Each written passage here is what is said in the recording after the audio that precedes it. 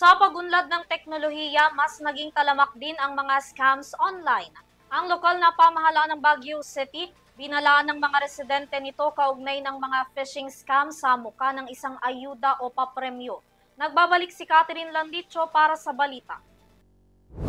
Pinag-iingat ng Baguio City LGU ang publiko laban sa kumakalat na phishing scam online na maaaring gumamit ng personal na impormasyon ng isang individual hanggang sa makuha ang kanilang mga pera.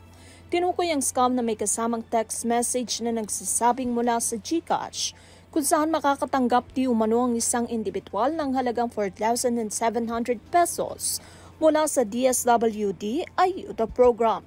Kaya naman hinimok ng lokal na pamahalaan ang lahat na manatiling alerto at maging mapagmatsyag sa lahat ng anumang uri ng panlilinlang upang hindi maloko.